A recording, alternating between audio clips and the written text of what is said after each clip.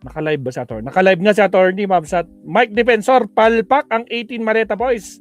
May dagdag pang 14. Palpak na ang 18, nagdagdag pa. Sige, pakinggan natin si attorney. Hopefully hindi maingay ha. Kasi nung last, parang nasa airport yata siya, maingay.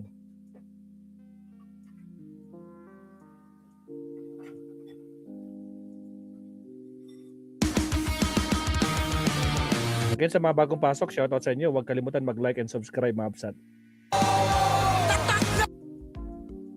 Ako dito. Paki-check po mga klik kung okay yung ating sound ha. Okay, attorney. Okay. Kaka-start lang niya, sakto. Nakasa natin. Kamusta natin si attorney? Dito natin. Naunang magsagawa ng pagdinig sa Republic ng Committee ang kayatang kung Dadictus, si Shiro Konsaki, si Giz. Pati si Arday, nandun na.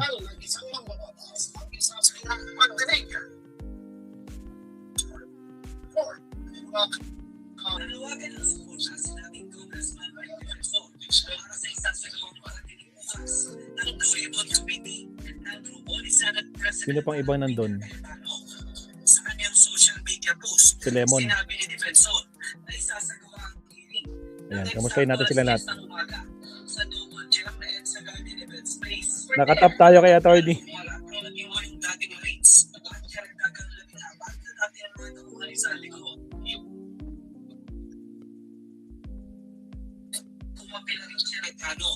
Agad namang nagpalabas ng pahayag ang Senate Blue Ribbon Committee na pinangumunuan ni Senator Erwin Tulfo para igiit na walang nakaschedule na pagdinig. Walang schedule talaga ang Blue Ribbon. Pinagpipilitan na nila Marcoleta. Tinutulugan ng komite ang ginawang anunsyo ni Defensor na pinag-aaralan siya ng nireklamo ng Immigration Authority. Samantala, umaasa si Tulfo na matutuntukan na kung sabi ng liderato sa Senado sa gagawing special session sa Miyerkules. Si Delova Sinapor ng lumipat sa kanilang grupo, si Senator Joel Villanueva na kukuha sa 13 boto.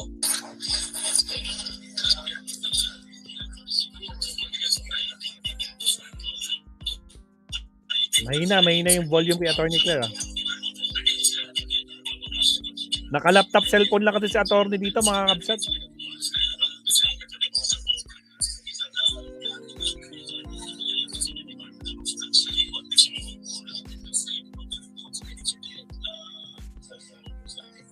Wala pa namang pahayag ang grupo ni Senator Cayetano kaugnay dito at sa ikinatawag na special session ng Pangulo. Juan Gabriel, para sa kanang Okay mga clear. Kita natin, di ba? Sabi niya magdagdag pa ng 14. Hindi ba? Minsan nakakataka eh. Ba't kailangan magdagdag pa? Kung sapat na yung kanilang mga witnesses, yung kanilang mga tao na kung nagsasabi talaga ng totoo. So, Makwan, shout out. ibig lang sabihin niya, yung 18 Maleta Boys, dahil sa kanila, walang nakuhang tamang kwento, Salamat, Deborah G. nag-i-spoon feed, tinuturuan, sinasapo, at kadalasan abogado ang nagsasalita, kita mo na agad eh. Di ba? Palpak. Palpak ang kanilang balak na gawing naratibo. Pero, yan ang pinagmamalaki ng mga Duterte. Di ba? Bakit? No? Sabi niya, bakit? Kasi, sabi nga natin, matapos mag-testify noong June 4. Di ba? Itong Maleta Boys sa harapan ni Senator Marcoleta. Agad-agad nagpalabas ng statement or nag-post ng statement si Pulong na nanawagan sa militar. So di ba hindi niya pa mapapansin? Parang planado. Coordinated. At inamin ni Senator Marcoleta, mga kaklir, wala silang ibang pinoteksyonan. Di nila pinoteksyonan sarili nila. Pinoteksyonan nila kaya hindi sila pumasok Si tatlong Alan. beses sa 3 session para siguraduhin Hindi na matanda si itong Alan. 18 Maleta Boys ay mapoproteksyonan at mapapunta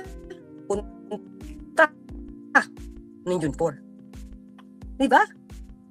Yun ang kanilang Naku, nawawalan ng signal si attorney. Naku po. plano. So with this, nananawagan pa mga kaklira, nananawagan si Mike Defensor ng pagsuporta. Alam mo mga kaklir, ito naman yan, kung totoo naman ang mga kwento na yan. Alam mo, hindi tahi-tahi. Totoo, may pinanggagalingan. Tingin mo ba, hindi kayo susuporta ng tao dahil galit ang tao sa korupsyon?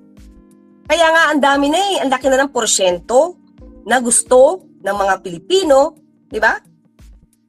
Na matuloy yung impeachment. Hindi pwedeng technical lang, but gusto nilang malaman. Gusto nilang malaman ang katotohanan mula kay VP Sara.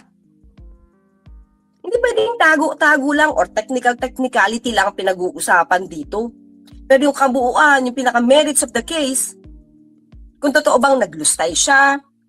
Kasi mga yung pagbabanta, kita na yan eh. Diba? Nandiyan na yan, marami na nakapanood niyan. Ha? Hindi lang dito sa Pilipinas. Tapos sasabihin na VP Sara, nakakahiya tayo. Ay sino ba mas nakakahiya kaya? Mga clear. Vice Presidente nag-meltdown. Nagbanta ng buhay. Makailang beses nagmura. Vice Presidente ng Pilipinas yun. No, wala signal ni attorney. Diba? Kaya, isa ito sa dahilan. Diba? Isa ito sa dahilan kung bakit sobra siguro lalo pang nakilala ang Pilipinas. Kasi kung nakilala ang Pilipinas dahil sa mga EJK, Duterte yon, ay mas nakilala kasi yung anak, babae pa man din, ganoon din pala. May kakilalang assassin. Kasi si dating Pangulong Duterte, umami naman, di ba? Meron siyang death squad. Talaga naman pumapatay. Pero, si VP Sara, umamin. May kakilalang mga assassin at handang magpapatay. O saan ka pa? Kaya sabi natin mga kaklit, kung kayo talaga ay para labanan ng korupsyon sa Pilipinas, bakit yung tao na may kinakaharap na issue tungkol sa paglulustay ng confidential funds ay inaangat nyo pa? Diba? Hindi ba kaplastikan yun na kunwari kayo ay para labanan ng korupsyon? Dapat noon pa kayo lumaban, Mike Defensor. Noon pa. May issue nga si Senator Trillanes sa panahon ni dating Pangulong Gloria Macapagal Arroyo. Di ba naman lumaban, di ba? Umami naman si dating Pangulong Duterte na siya'y corrupt. Nagnakaw.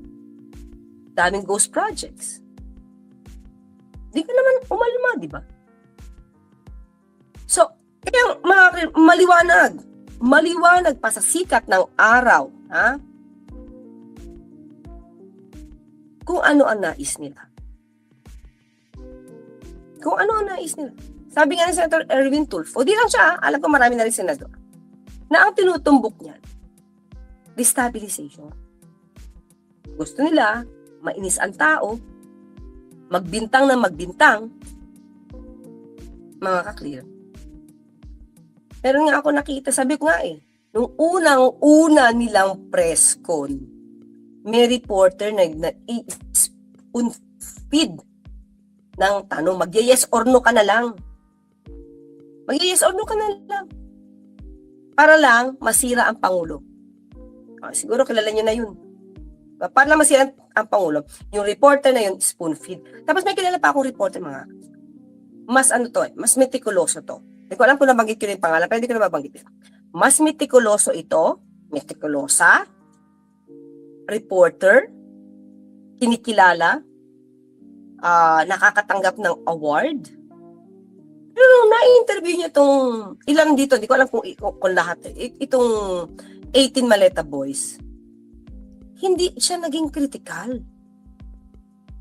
Hindi, yung mga sagot, yung mga tanong niya, ni-spoon feed niya rin. Hindi siya yung katulad ng dati, na pag nagtanong, may mahuhugot. Doon hindi. Ingat na ingat siya at inalagaan niya pa tong 18 Maleta Boys. Hindi ko alam kung napanood niyo yung video na yun. Basta ano to? Award-winning journalist. Yan. Yun. Tapos, panoorin nyo kung may nahugot siya. Parang oo lang siya ng oo sa kwento. Samantalang yung iba na hindi pa nga nagtatanong dyan, pag nadilig pa lang yung kwento na yan, ba't ganun? Ba't ganyan? Ba't ganyan? At ikaw, kilala kang isang journalist, tapos ang babaw ng tanong mo, parang pinupush mo pa sila. Parang encourage mo pa sila na kwento. Diba? You can watch that if you want. Di ko na sabihin. Basta, tingnan nyo na lang kung saan to ng mga nagpa-interview itong 18 Maleta Boys na to. Diba?